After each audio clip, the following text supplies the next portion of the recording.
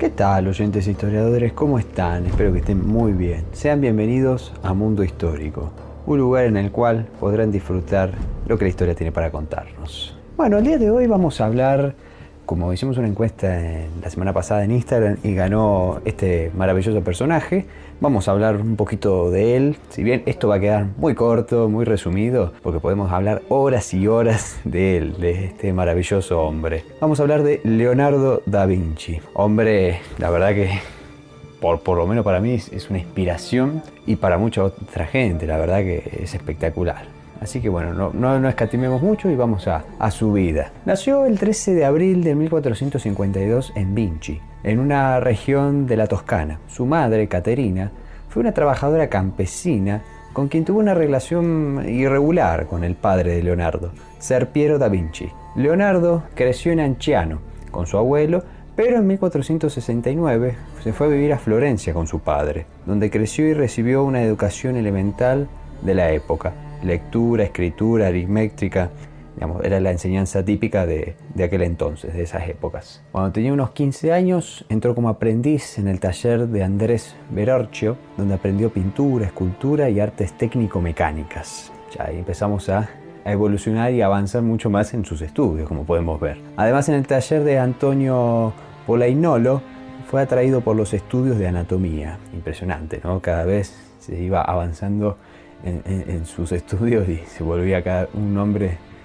sumamente erudito. Mantuvo muchas relaciones con grandes eruditos de la época, con otros sabios podremos decir, o gente con gran conocimiento, como por ejemplo Benedetto, un matemático muy interesado en la industria y el comercio, y con Brunelleschi. No sé mucho italiano, así que espero haberlo pronunciado bien, quien lo inspiró al joven en la ingeniería, en el campo de la ingeniería. Así que bueno, cuando Florencia entró en conflicto, y a pesar de que Leonardo no se identificaba con las causas de los Medici, quienes gobernaban la ciudad, sí se interesaba por la técnica militar y seguía los acontecimientos con mucho interés.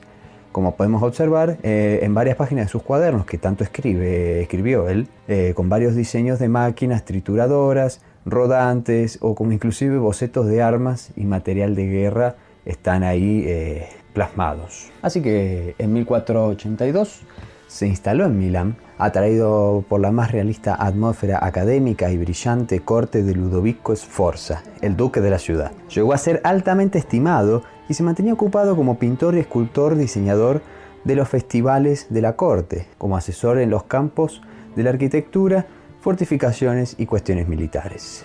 La verdad, ya era un hombre muy de renombre, que era buscado principalmente por estos nobles o duques que lo mantenían ocupado con sus numerosos trabajos, pero al mismo tiempo tenía cierta libertad para seguir con sus estudios y sus inventos. En los años en dicha ciudad, Leonardo se abocó profundamente en los estudios científicos, los seguía sistemáticamente y con intensidad, cada vez demandaba más y más de su tiempo y energía, pero que motivó hacia un dominio independiente de la creatividad productiva de él. Él consideraba que la geometría era un instrumento capaz de combinar, comprender y unificar los campos de la investigación, desde la mecánica a la botánica y de la hidráulica a la anatomía, o sea, una expresión casi universal para todas las ciencias, expresado, por ejemplo, en sus diseños de diferentes autómatas a su comienzo, combinando todas estas ciencias. Mucho del trabajo de Leonardo en Milán queda compilado en sus cuadernos de notas y en sus hojas individuales, que luego fueron códices, que podemos describir como sueños tecnológicos, ya que la mayoría no fueron o fueron construidos levemente o parcialmente, así que la gran mayoría quedaban ahí plasmados. Luego de un breve tiempo en Venecia, retornó hacia Florencia en el 1500. Después de tan larga ausencia, fue aclamado con honores, reconocido como un hijo notable y nombrado como arquitecto experto en un comité para la reparación de la estructura de la iglesia de San Francisco al Monte. Sus estudios matemáticos parecen haberlo mantenido muy lejos de la pintura la mayor parte de su tiempo. Durante aquellos años en Florencia, la productividad de Leonardo fue evolucionando. El códice que elaboró en 1506 sobre el vuelo de los pájaros marca el inicio de una segunda fase de investigación. Una vez que se dio cuenta de lo inadecuado de la fuerza humana, volvió su atención hacia el vuelo de las aves. Eso es Una característica muy interesante, el observar de la naturaleza de Leonardo y cómo ha hecho numerosas análisis e investigaciones sobre todo ese campo. Por consiguiente, observó cuando los pájaros eran golpeados por una corriente de aire y cómo se las arreglaban para mantener el equilibrio moviendo las alas y la cola. Compiló en sus notas el estudio de unas alas mecánicas que podían imitar los complejos movimientos de estas aves. La verdad que impresionante, ¿no? Posteriormente, durante su retorno y estadía en Milán, la actividad científica de Leonardo floreció aún más todavía. Avanzó con sus estudios en anatomía, mecánica y geología. En 1516, a la edad de 75 años, aceptó la invitación del joven rey Francisco I de Francia para entrar a su servicio en la corte. Pasó allí 3 años de su vida en una pequeña residencia cerca del palacio, nombrado como primer pintor, arquitecto y mecánico del rey, y le dieron total libertad de acción. Finalmente, el 2 de mayo de 1519, Leonardo murió en Cluses y fue enterrado en la capilla de Saint-Florentin, pero esta fue devastada durante la Revolución Francesa y completamente demolida a principios del siglo XIX. Por consiguiente, su tumba ya no se puede localizar, lamentablemente. Leonardo da Vinci resumió el ideal renacentista del sabio de múltiples talentos: pintor, escultor, narrador, científico, matemático, arquitecto, ingeniero, historiador, biólogo.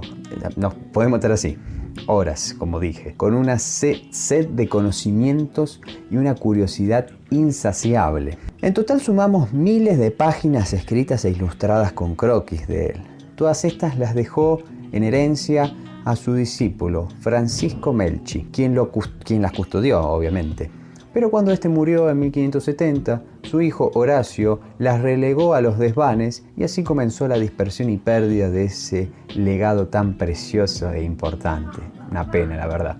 De los 40 códices mencionados en las fuentes más viejas, 21 han sobrevivido. Hoy en día se pueden encontrar en diferentes museos alrededor del mundo. Hay 2 características muy interesantes de destacar de las notas de Leonardo.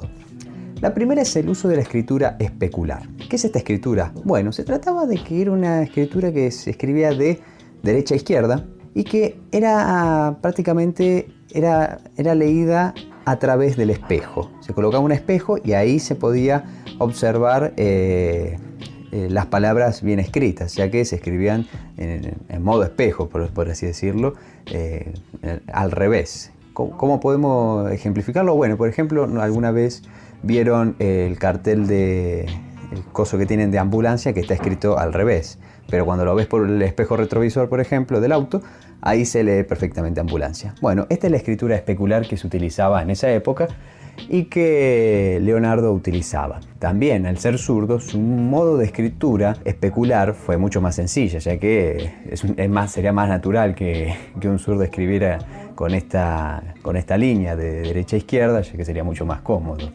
Debería aprenderla, ya que también soy zurdo yo. Y por lo tanto, su escritura especular fue más fácil y natural para él. Así que esa es una característica muy linda. Y otro carácter también es la función de la ilustración concomitante en el texto. ¿Qué quiere decir? La relación que tiene lo que está escrito en el texto con las ilustraciones presentes. Por lo que Leonardo buscaba un lenguaje que fuera claro y a la vez expresivo. Para eso tenía una vivacidad y riqueza en su vocabulario, que era el resultado de un intenso autoestudio y presentaba una significativa contribución a la evolución de la prosa científica. Y también en sus métodos de enseñanza, Leonardo dio mayor preponderancia hacia la ilustración sobre la palabra escrita. El texto, que están en sus notas, sirve para explicar los dibujos, por lo que logró formular sus propios principios sobre la representación gráfica. Entonces podemos decir que Leonardo fue un precursor de la moderna ilustración científica. Su inspiración provino de textos antiguos griegos como Sibio, con sus primeros órganos y relojes de agua, de Herón de Alejandría, donde detallaban varios autómatas, Vitruvio, este personaje romano tan importante que Leonardo lo podemos ver acá expresado en la imagen como el hombre Vitruvio, es quien reivindicó la tradición griega en sus años y desarrolló el canon de las proporciones, que es la base de la estética anatómica clásica, que Leonardo posteriormente tomó de él, y bueno, en honor a todos sus estudios, llamó al hombre de Vitruvio a esos estudios y a esta representación del canon de la estético y de las proporciones humanas. Pero también fue un amasijo de contradicciones y conflictos, ya que Leonardo era humano, así que rara vez cumplía con algún encargo a tiempo, viajaba muchísimo, quería vivir plenamente y llegar al fondo de todos los fenómenos, explicar las cosas, hacer todo lo que pudiese y anotar todo lo que presenciaba. Si bien escribió en contra de la guerra, también diseñó armamento para varios líderes militares, era un maestro de la pintura, pero parece que se cansó del arte, ya que lo abandonó posteriormente.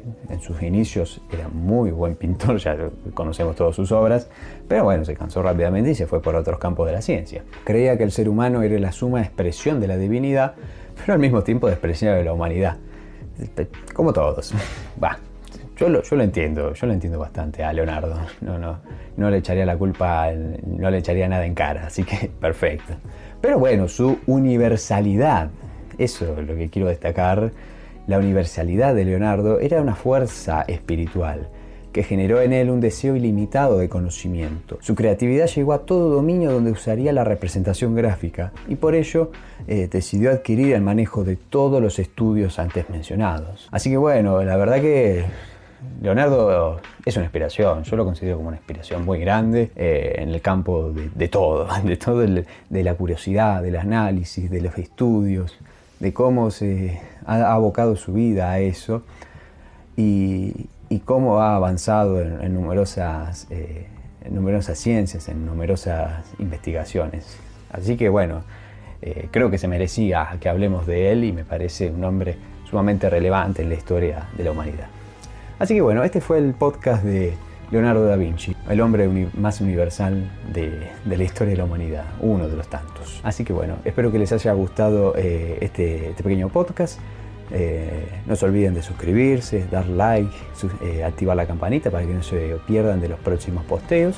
Seguirme en las redes sociales, está todo abajo en la descripción si quieren hacer alguna colaboración, que es sumamente agradecida. Así que bueno, nos vemos en el próximo posteo. Un saludo enorme.